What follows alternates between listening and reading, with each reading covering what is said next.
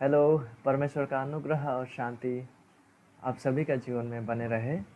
उत्पत्ति के पुस्तक अध्ययन का इस भाग में आप सभी का स्वागत करते हैं। तो अभी तक हम लोगों ने उत्पत्ति का परिचय को देख लिया और अभी हम लोग उत्पत्ति के विषयों को देख रहे हैं, जहाँ पे सृष्टि के विषय में हम लोगों ने देख लिए।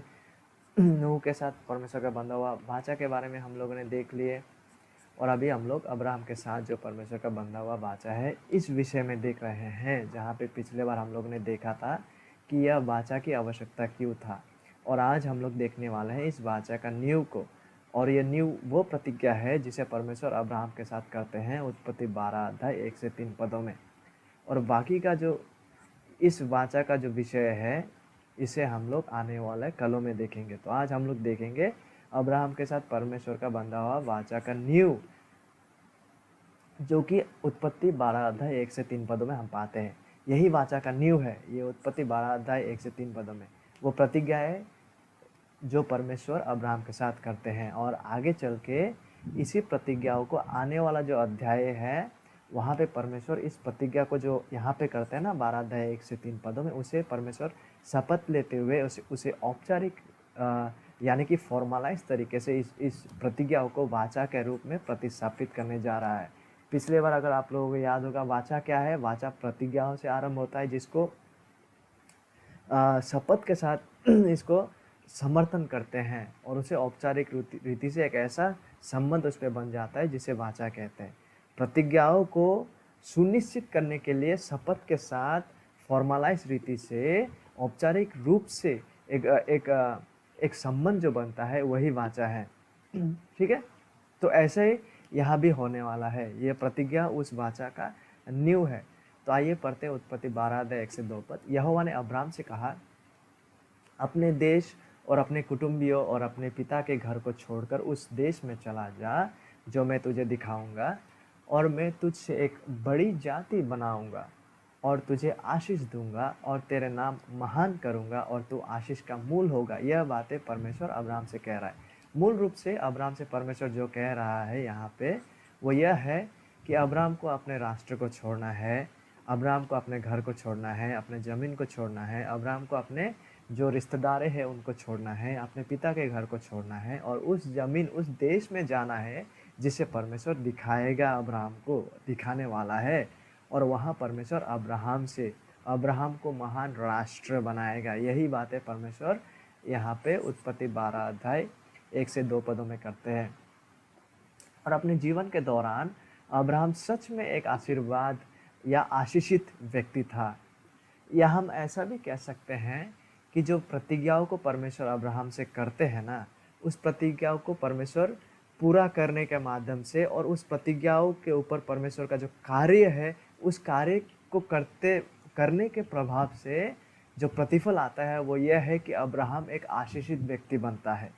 हम ऐसे भी कह सकते हैं इसे। हाँ, सच में अब्राहम आशीर्वाद प्राप्त या आशीषित व्यक्ति था, ये सच है। लेकिन हम ये भी कह सकते हैं कि यह परमेश्वर का उस प्रतिज्ञा, वो प्रतिज्ञा जो परमेश्वर अब्राहम के साथ करते हैं ना, उस प्रतिज्ञा का ऊपर जब परमेश्वर कार्य करना आरंभ करता है उसका फल स्वरूप में क्या होता है? अब्राहम एक आशीषित व्यक्ति बनता है। और उत्पत्ति 12 अध्याय 3 पद में ऐसा लिखा हुआ है, परमेश्वर अब्राहम से कह रहा है, जो तुझे यानी कि जो अब्राहम को आशीर्वाद दे उन्हें मैं यानी कि परमेश्वर आशीष देगा, उन्हें मैं आशीष दूंगा, परमेश्वर कह रहा है। और जो तुझे कोसे, जो अब्राहम को कोसेगा उसे मैं शाप दूंगा, परमेश्वर कह रहा है। और भूमंडल के सारे कुल तेरे द्वारा आशीष पाएंगे। ये बातें परमेश्वर अब्राहम से कह रहा है।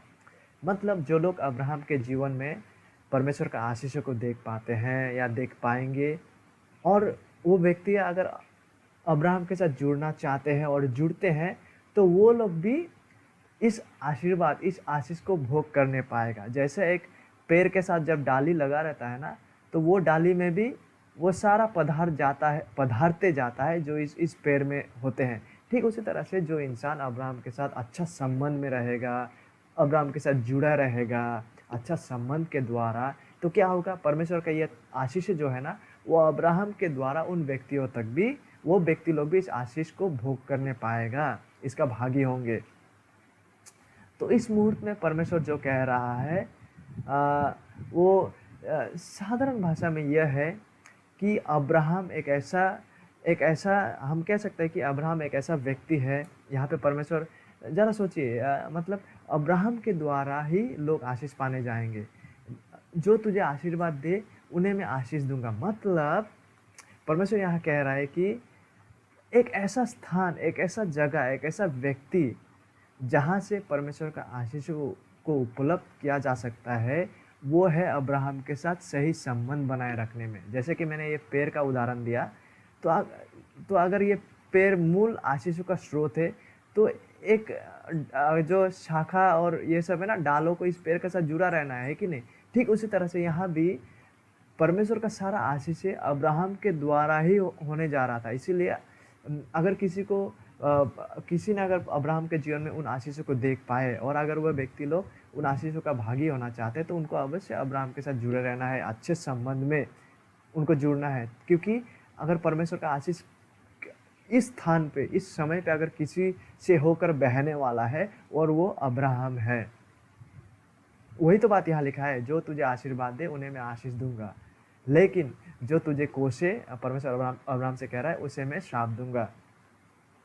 मानिए कि कुछ इंसान लोग, हाँ सच में अब्राहम से जुड़ गया है अच्छा संबंध के द्वारा, तो परमेश्वर का आशीष उस व्यक्तियों तक भी पहुंचने वाला है। लेकिन सोचिए कि कुछ कुछ इंसान ऐसा है जो शायद अब्राहम के जीवन में उन आशीषों को देख पाया, परमेश्वर का अनुग्रह को अब्राहम का जीवन में कुछ हद तक देख पाया, उसके बावजूद अगर वो इंसान लोग अब्राहम का प्रतिरोध करते हैं, उसके बावजूद अगर इंसान लोग अब्राहम को नकारते हैं, क्योंकि वो इंसान लोग चाहते हैं कि मैं अब्राहम से जुड़ के नहीं, अब्राहम का विरोध करूंगा और मैं खुद के लिए अपना नाम बनाऊंगा, खुद के लिए मैं आशीषों को उत्पन्न करूंगा। यदि कोई इंसान इस तरह से अब्राहम का विरोध करता है, यदि कोई इंसान इस तरह से अब्राहम को कोसते हैं, यदि कोई इंसान परमेश्वर का अधिकार और परमेश्वर का दिया हुआ उपाय में समर्पण ना करते हुए, परमेश्वर का सच्चा आशीष जहाँ से बहते हैं उसका कोई सम्मान ना करते हुए उसको नकारते, उसको रेजिस्ट करते हैं, तो यहाँ पे और बजाय अब्राहम से जुड़ा रहने का, वो इंसान उसको कोसते हुए उसको रेजिस्ट करते हैं। तो 3 पद, उत्पत्ति 12 अध्याय 3 पद कहता है, जो तुझे कोसे, परमेश्वर कह रहा है, जो इस रीति से अब्राहम को कोसेगा उसे परमेश्वर श्राप देने वाला है। तो श्राप क्या है? ये श्राप चीज़ आशीर्वाद का विपरीत है।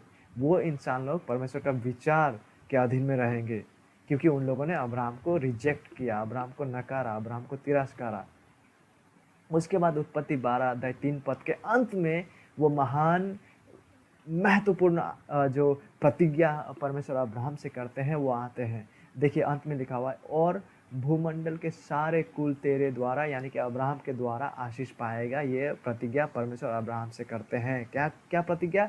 और भूमंडल यानी कि पृथ्वी के सारे कुल अब्राहम के द्वारा आशीष पाएगा। प्रत्येक कुल यानी कि प्रत्येक परिवार में कुछ ऐसे लोग होंगे, केवल प्रत्येक देशों में नहीं, केवल प्रत्येक राज्यों में नहीं, लेकिन प्रत्येक कुलों में। क्या हम समझ पा रहे हैं? प्रत्येक परिवारों में, ठीक है, क्योंकि परिवार से ही राष्ट्र बनता है, परिवार ही राष्ट्र का रीढ़ है। रीढ़ मतलब वो जो मेरुदंडो कहता है ना, वर्टिब्रेट, तो इनसे ही, क्योंकि परिवारों से ही राष्ट्र बनता है।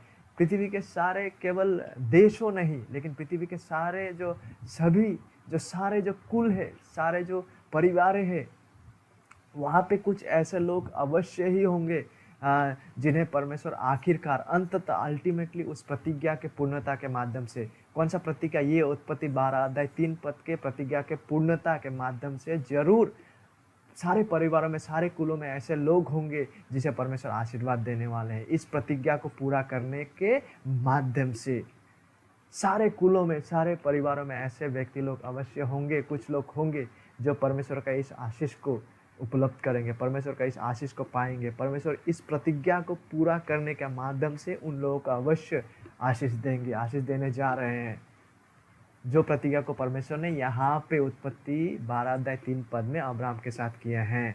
क्या हम समझ पा रहे हैं इस विषय को? ठीक है, प्रत्येक केवल प्रदेशों और देशों में नहीं, लेकिन सारे कुलों में, सारे परिवारों में कुछ ऐसे लोग अवश्य होंगे जिन्हें परमेश्वर आखिरकार, अंततः, अल्टीमेटली उस प्रतिज्ञा, जो प्रतिज्ञा को परमेश्वर अब्राहम के साथ करते हैं यहाँ पे, उस प्रतिज्ञा के पूर्णता के माध्यम से उन लोगों को कुछ ऐसे होंगे प्रत्येक और सारे कुलों में जिन्हें परमेश्वर आशीषित करने जा रहे हैं अल्टीमेटली।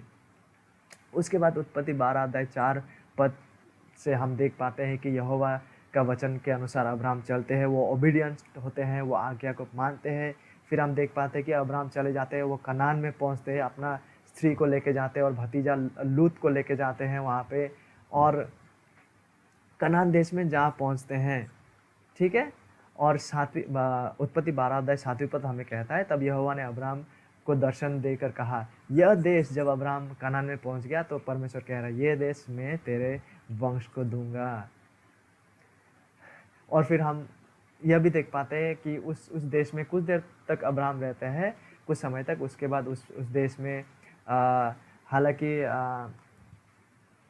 एक फेमिन यानी कि अकाल पड़ता है, जिसके वजह से अब्राहम और उसके परिवार मिस्र देश में चले जाते हैं। फिर हम उत्पत्ति 13 अध्याय में देख पाते हैं कि वो लोग वापस जब उस देश में आ जाते हैं तो लूत जो उसका भतीजा है, लूत से अब्राहम कहता है कि तू कोई भी जगह चुन यहाँ पे। तो लूत क्या करता है, यर्दन का जो घाटी है उस घाटी में चले जाते हैं, और अब्राहम जो है वो इस पार कनान में ही रह जाता है। उसके बाद उत्पत्ति 14 में हम देख पाते हैं कि लूत जो है वो समस्या में पड़ जाते हैं, आक्रमण करते हैं राजा लोग, तो अब्राहम जो है वो लूत उसका भतीजा को बचाते हैं।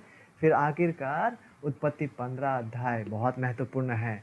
15 अध्याय 1-2 पदों में हम यह देख पाते हैं परमेश्वर ऐसा कुछ करते हैं यहाँ पर। इन बातों के पश्चात यहोवा का यह वचन दर्शन में अब्राहम के पास पहुंचा। ठीक है। तो इतना सारा होने के बाद परमेश्वर ने अब्राहम से प्रतिज्ञा किया और अब्राहम आज्ञा मानकर चला गया कनान में थोड़ा समस्या हुआ, वहाँ पे खाना वगैरह नहीं था, अकाल था, तो अब्राहम वहाँ से क्या करता है, वो लोग मिस्र देश में चले जाते हैं। मिस्र देश से वो लोग वापस यहाँ पे आते हैं।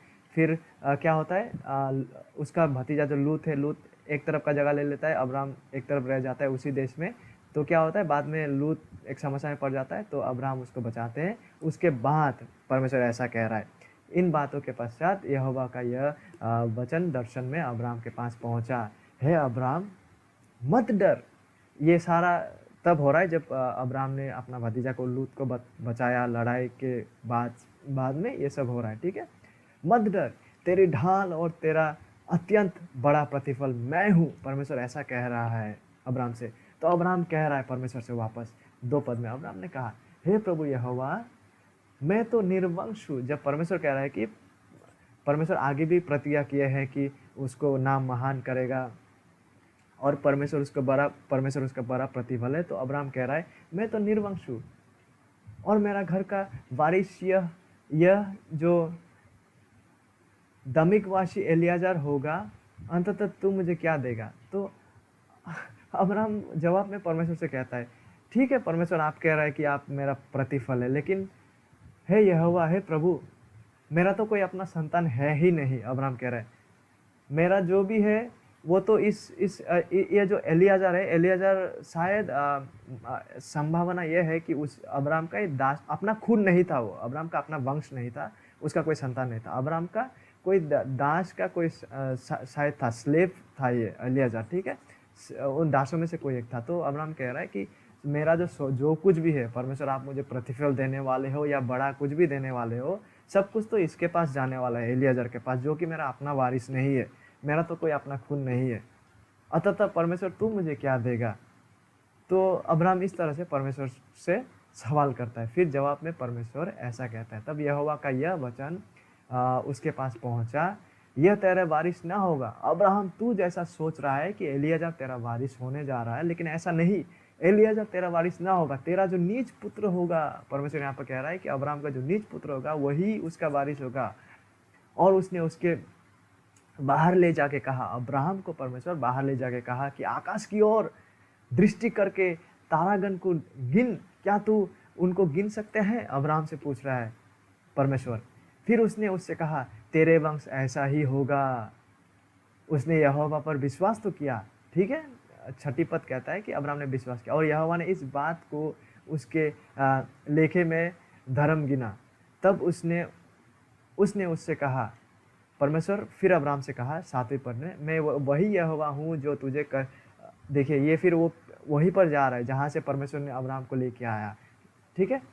यहोवा कह रहा है जो तुझे कसदियों के ऊर नगर से बाहर ले आया कि तुझको इस देश का अधिकार दूँ। फिर 8वें पद में उसने कहा, अब्राहम फिर से कह रहा है, हे प्रभु यहोवा, मैं कैसा जानूं कि मैं इसका अधिकारी होऊंगा। सवाल के ऊपर सवाल अब्राहम के मन में आ रहा है।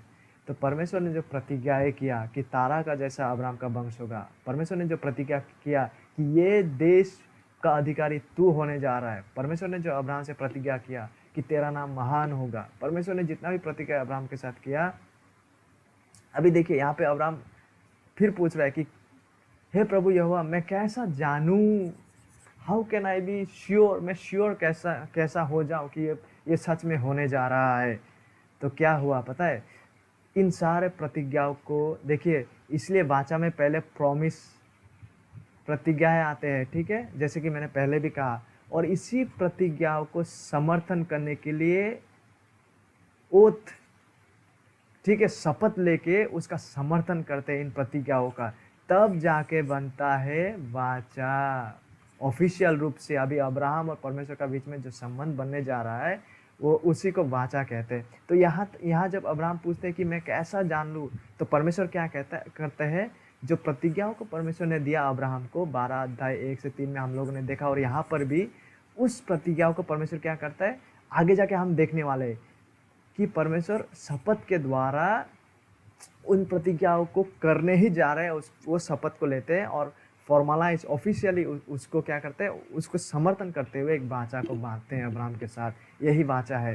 तो ये वाचा का न्यू है, ये प्रतिज्ञा जो परमेश्वर ने अभी भी यहाँ पे हम लोगों ने देखा और इससे पहले जो देखा, ये प्रतिज्ञा न्यू है, क्योंकि इसी के ऊपर बुनियाद रखते हुए परमेश्वर आगे जाके इन प्रतिज्ञाओं को समर्थन करते हुए, शपथ लेते हुए अब्राहम के साथ वाचा को बांधने वाले हैं, जिसे हम वाचा का निर्माण कह सकते हैं, जिसे हम उत्पत्ति 15 अध्याय 1 से 21 पद में आने वाले कलों में देखने जा रहे हैं। तो क्या हम समझ रहे हैं, यहाँ यही है वाचा का न्यू बुनियाद, ये प्रतिज्ञा जो अब्राहम के साथ परमेश्वर करते हैं, विशेष करके उत्पत्ति 12 अध्याय 1 से 3 पद में, क्योंकि इन्हीं प्रतिज्ञाओं को लेके जब अब्राहम पूछते हैं कि मैं कैसा जानूं, तो परमेश्वर क्या करता है, इस प्रतिज्ञाओं को समर्थन करते हुए शपथ लेता है कि ये होगा ही, और एक ऑफिशियल तरीके से, फॉर्मलाइज तरीके से वाचा में अब्राहम के साथ प्रवेश करता है, और उसी वाचा का निर्माण को हम आने वाला कालों में उत्पत्ति 15 अध्याय में देखने वाले हैं।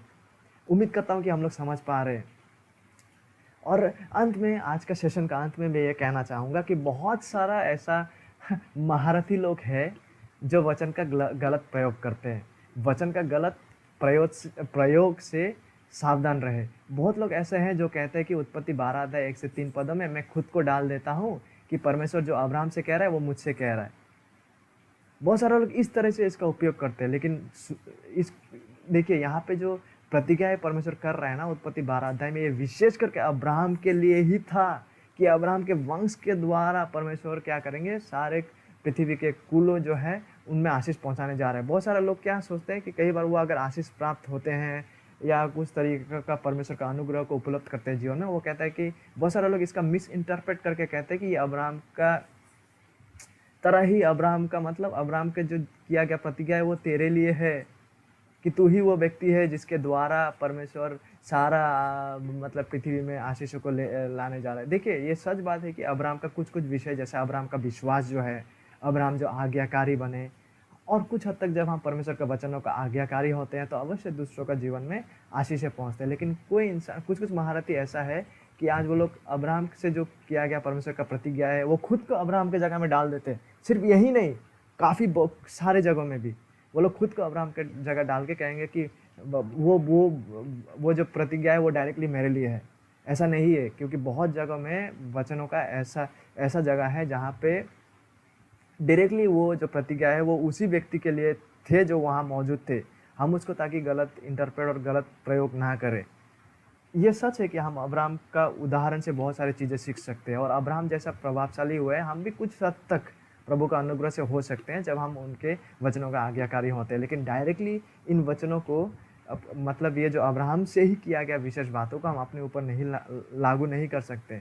हालांकि वहाँ से हम काफ़ी सारे विषय सीख सकते हैं।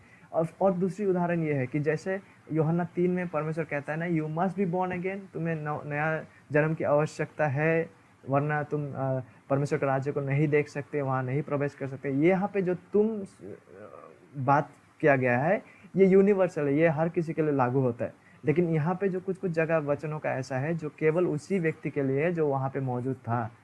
मैं इसको इसलिए कह रहा हूँ क्योंकि बहुत जगहों में मैंने इसे देखा है कि किस तरह से लोग इस उत्पत्ति 12 अध्याय 1 से 3 का प्रतिज्ञा केवल नहीं, लेकिन काफ़ी सारा प्रतिज्ञाएं जो है, जो विशेष करके उसी व्यक्ति के लिए था जो वहाँ पे मौजूद था, उसके लिए था, इस चीज़ को छेड़खानी करते हैं और अपने जीवन में उपयोग करते हैं। अ, इस तरह से इंटरप्रिटेशन करने और इस तरह से वचनों का प्रयोग करने से ताकि हम सावधान रहें, बचे रहें, क्योंकि ये विशेष करके अब्राहम के लिए ही केवल था। हालांकि हम बहुत सारी चीज़ें इस कहानी से सीख सकते हैं और इस प्रतिज्ञा से सीख सकते हैं, लेकिन हम वचनों को गलत प्रयोग करने से ताकि सावधान रहे, बचे रहे। तो आज हम लोगों ने देखा जो वाचा का जो बुनियाद है वो उत्पत्ति 12 अध्याय 1 से 3 पद है, और इसी प्रतिज्ञाओं को समर्थन करते हुए, इसी प्रतिज्ञाओं को अपहोल्ड करने के लिए जब अब्राहम पूछते हैं कि मैं कैसा जानूं, तो परमेश्वर एक वाचा में प्रवेश करते हैं इसको सुनिश्चित करने के लिए कि वो ये होगा ही होगा, अब्राहम जानेगा ही जानेगा। और सच में जब हम नया नियम में आके देखते हैं तो आवश्यक रूप से ये होते हैं। लेकिन आने वाले कालों में हम लोग देखने वाले हैं कि किस तरह से परमेश्वर अब्राहम के साथ उस वाचा में प्रवेश करने जा रहे हैं, उस वाचा का निर्माण को हम देखने जा रहे हैं। तब तक के लिए बने रहिए। परमेश्वर आप सबको आशीषित करे। Thank you.